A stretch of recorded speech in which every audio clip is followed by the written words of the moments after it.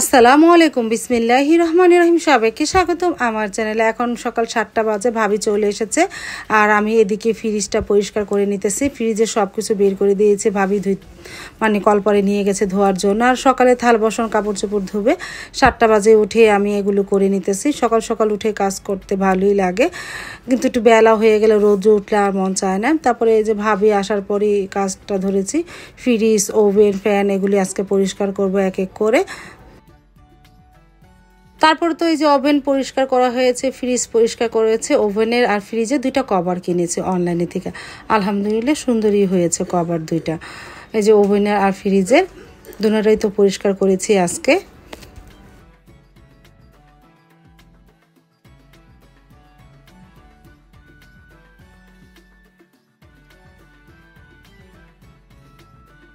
তারপরে চলে আসলাম রান্নাঘর পরিষ্কার করার জন্য। গতকালকে রাতে আর চুলাটা মুছি নেই, এখন ভালোভাবে চুলা মুছে রান্নাঘরটা আর একটু গুছিয়ে রাখি। রান্না করতে করতে তো সেই বিকাল। তারপরে তো পেঁয়াজ কেটে নেই, চুলা মোছা হয়ে গেছে। এখন পেঁয়াজটা ছোলা নেই, পেঁয়াজটা ছুলে বক্সে রেখে দেয়। আমি এক বক্স পেঁয়াজ ছুলে রাখলাম, অন্তত 2-3 দিন খেতে পারি।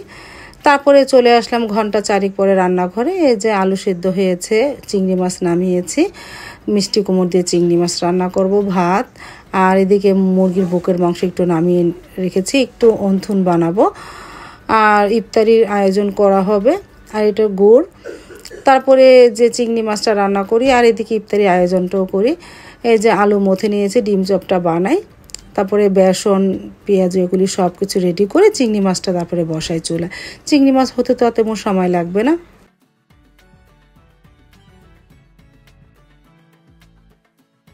তারপরে এই যে চিংড়ি মাছটা চুলায় বসিয়ে দেবো, পেঁয়াজটা ভেজে নিয়েছি, আদা রসুন দিয়ে পানি দিয়ে দিই। তারপরে একটু হলুদ গুঁড়া, মরিচ গুঁড়া, ধনিয়া গুঁড়া দিয়ে মশলাটাকে একটু কষিয়ে নিই।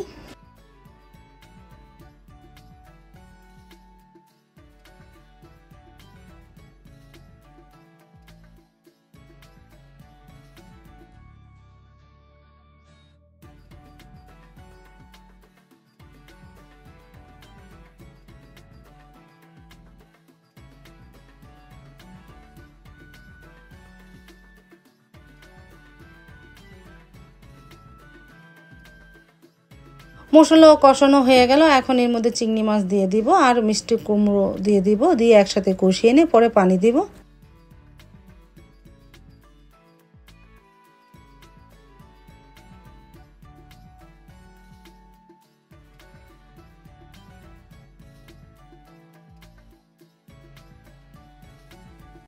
চুলায় তো তরকারি হচ্ছে, আর এই ফাঁকে আমি অন্থনগুলো বানিয়ে ফেলি। অন্থনের শীটগুলি একটু ফেটে ফেটে গেছে। তারপরে এই যে অন্থনের কিমাটা এর মধ্যে দিয়ে অন্থনের শীট দিয়ে বানিয়ে ফেলি অন্থন। আর এদিকে আস্তে আস্তে তো মিষ্টি কুমড়া চিংড়ি মাছটা কষিয়ে নিয়েছে, এখন পানি দিয়ে রান্না করে ফেলি। আর এখন একটু সামান্য পরিমাণ চিনি দিব।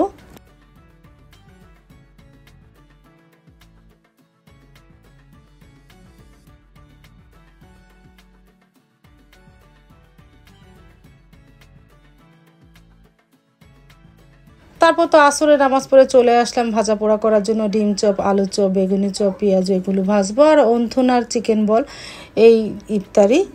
তারপর তো আর এদিকে সব কিছু বানানো হয়ে গেছে, ভাজাও শুরু করে দিয়েছি, ভেজে নিয়ে সব কিছু।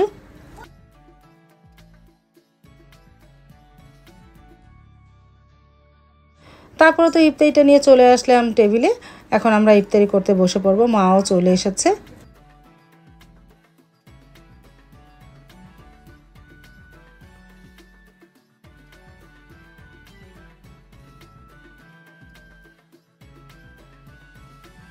তারপরে তো এই যে মা এসেছে, সাইদুলের বাবাও চলে এসেছে। মার শরীরটা গতকালকে থেকে আজকে একটু ভালো, তারপর আস্তে আস্তে আল্লাহ ভালো করবে ইনশাআল্লাহ। আজান দিয়ে দিল, আমরা ইফতারিটা করে নিলাম আলহামদুলিল্লাহ।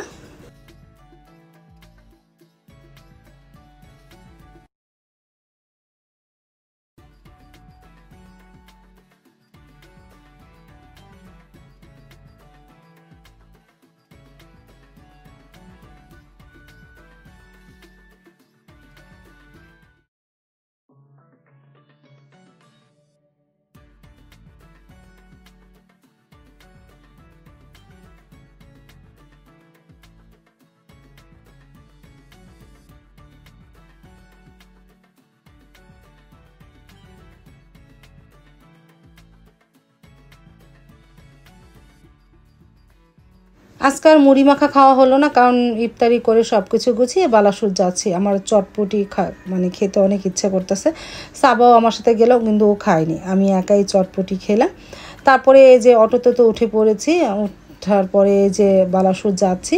আর যেহেতু ঈদ সামনে, মার্কেটগুলো মাশাআল্লাহ ভালোই সাজিয়েছে বাতি দিয়ে, দেখতে সুন্দরই লাগতেছে।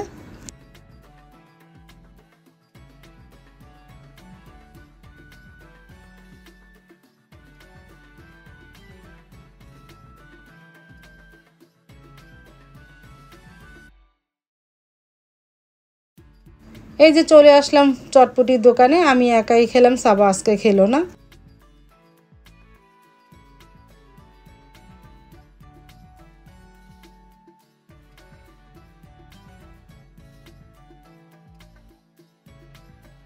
গরম গরম চটপটি আর দিয়েছে বোম্বাই মরিচ, অনেক ঝাল লেগেছিল, আলহামদুলিল্লাহ ভালোই হয়েছিল।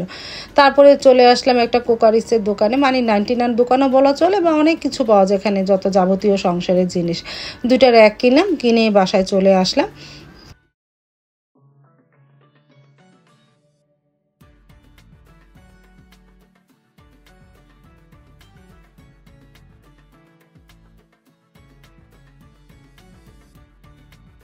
বাসায় তো চলে এসেছি, সারামণি একটা বাবল কিনেছে, তাই ফোলাচ্ছে, তাই জান্নাত পাখি দেখো না কেমন করতেছে বুড়িটা।